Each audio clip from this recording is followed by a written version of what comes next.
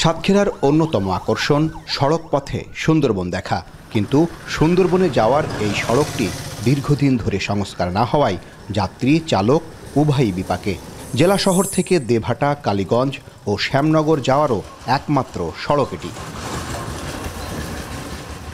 গেল এক দশকে এই সড়কে ছোটোখাটো গর্ত মেরামত ছাড়া বড় কোনো সংস্কার হয়নি, যে কারণে সড়কের গর্তগুলো আরও বড় হয়েছে, যা পরিণত হয়েছে মরণ ফাঁদে। প্রতিদিনই ঘটছে দুর্ঘটনা, ভোগান্তির শিকার কয়েক লাখ মানুষ। আমাদের এই রাস্তার জনপদ এত ভোগান্তি হয়ে দাঁড়িয়েছে, এমনকি কিছুদিন আগেও আমি যে স্থানটায় দাঁড়িয়েছি এখান থেকে 2 জন মানুষের রোড অ্যাক্সিডেন্টে মারা গিয়েছে। এই রাস্তার কোনো কাজই করেনি, এখন পর্যন্ত পুটিং করতেছে, রাস্তার পুটিং করতেছে। কেন এখন পুটিং হবে কি জানি? কাজ হবে রোডে, 4 লেন রাস্তা করা দরকার। আমরা এই রাস্তায় চলতে পারি না, এই রাস্তায় চলতে গেলে আমাদের খুবই অসুবিধা হচ্ছে।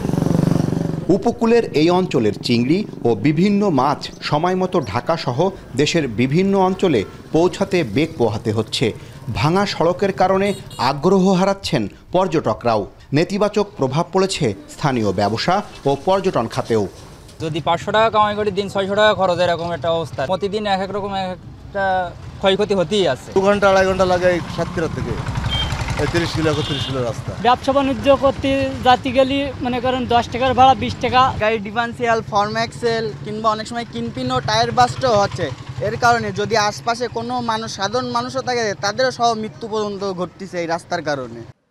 সড়ক ও জনপথ বিভাগের কর্মকর্তা জানালেন, সড়ক সংস্কারের উদ্যোগ নেওয়া হয়েছে, দ্রুতই শুরু হবে নতুন সড়ক নির্মাণ কাজ।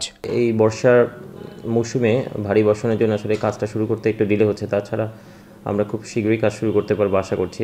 ইন দ্য মিন টাইম আমাদের সড়ক বিভাগ থেকে যে রেগুলার মেইনটেনেন্স ওয়ার্ক সেটা সবসময় চলমান থাকবে, যাতে মানুষের ভোগান্তি কম হয়। স্থানীয়দের আশা, দ্রুত সড়কের কাজ শুরু হলে দীর্ঘদিনের ভোগান্তির অবসান হবে। আহসান রাজীব, এখন সাতক্ষীরা।